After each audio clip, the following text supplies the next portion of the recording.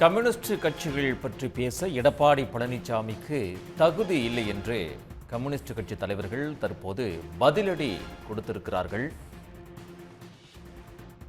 இந்திய கம்யூனிஸ்ட் கட்சியின் மாநில செயலாளர் முத்தரசன் அவர்கள் நம்மோடு தொலைபேசி வாயிலாக இணைந்திருக்கிறார். முத்தரசன் சார், வணக்கம். கம்யூனிஸ்ட் கட்சிகள் குறித்து ஒவ்வொரு நாளும் ஒவ்வொரு விதமாக அதிமுக பொதுச் செயலாளர் எடப்பாடி பழனிசாமி பேசி வருகிறார். அவருடைய இந்த நிலைப்பாட்டுக்கு என்ன காரணம்னு நீங்க நினைக்கிறீங்க? என்ன காரணம்னா, அவர் ஒரு முன்னாள் முதலமைச்சரா இருந்தவர், எதிர்கட்சி தலைவராகவும் இருக்காரு, பொதுச் செயலாளராக இருக்காரு.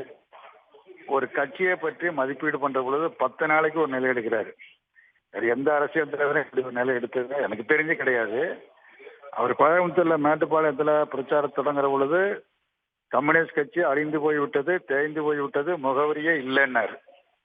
அப்போ அது முடிஞ்சிருச்சு. அதே நேரத்தில் அதே மாதம் 16ஆம் தேதி 9 நாள் இடைவெளியில இந்திய கம்யூனிஸ்ட் கட்சி, மார்க்சிஸ்ட் கட்சி, விடுதலை சிறுத்தைகள் எங்கள் அணிக்கு வர வேண்டும், ரத்தன கம்பளம் கொண்டு விரித்து வரவேற்போம் அப்படின்னாரு. அங்க அந்த அழைப்பை 3 பேரும் நிராகரிச்சது மட்டும் இல்ல, ரத்தன கம்பளம் இல்ல, ரத்த கரை வடிந்த கம்பளம் அப்படின்னு சொன்னோம். அதுக்கு மாதிரி ஒரு கோபமாயிட்டாரு. கோபமாகி வசை மாதிரி பொழியறதுக்கு ஆரம்பிச்சிட்டாரு. இது நல்ல பிரச்சனை என்ன அப்படின்னா, பாரதிய ஜனதா கட்சி குறித்து அதிமுகவின் நிலைப்பாடு என்ன என்பதுதான் நம்முடைய கேள்வி. ஏன்னா இவங்க எடப்பாடி அவர்கள் தனது தெய்வமாக மதிக்கிற ஜெயலலிதா அவர்கள் பாஜகவோடு கூட்டணி சேர்ந்து வெற்றியும் பெற்று ஆட்சி அதிகாரத்தில் பங்கு பெற்று வாஜ்பாயை பிரதமராகவும் ஆக்கினாங்க. அதே ஜெயலலிதா 13 மாத காலத்துல அந்த ஆட்சிக்கு அளித்த ஆதரவு விழுந்தது.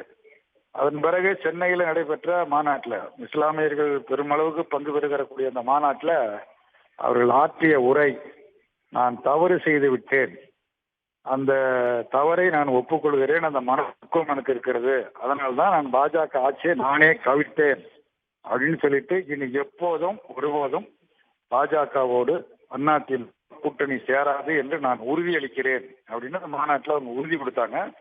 உறுதி கொடுத்தது மட்டுமல்ல, அவர் இருக்கிற வரையில் பாஜகவோட கூட்டணி சேரல. மோடி என்னுடைய நண்பர், அது வேறு, ஆனால்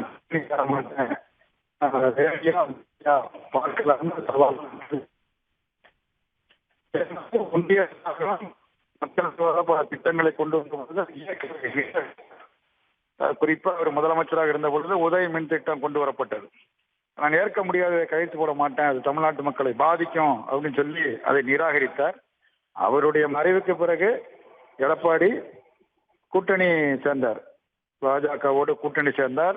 ஜெயலலிதா அவர்கள் நிராகரித்த அந்த உதய மின் திட்டத்தை அவர்கள் கையெழுத்து போட்டார் என்பது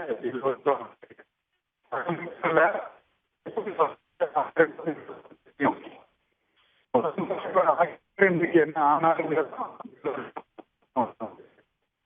ஒரு நம்பிக்கை செய்வது அப்படின்னு சொல்லி சொல்லுவாங்க. அந்த மாதிரி இப்ப அவர் பேசுறது அப்படின்னு பாத்தீங்கன்னா, ஏன் பேசுறாரு, கம்யூனிஸ்ட் கட்சியில ஏன் அவர் குறிவைத்து பேசுறாரு அப்படின்னா, அவர் மெகா கூட்டணி அமைக்க போறேன், மெகா கூட்டணி அமைக்கும், நான் தான் முதலமைச்சர் என்றெல்லாம் அவர் சொன்னாரு. எந்த மெகா கூட்டணி அவரால் அமைக்க முடியல.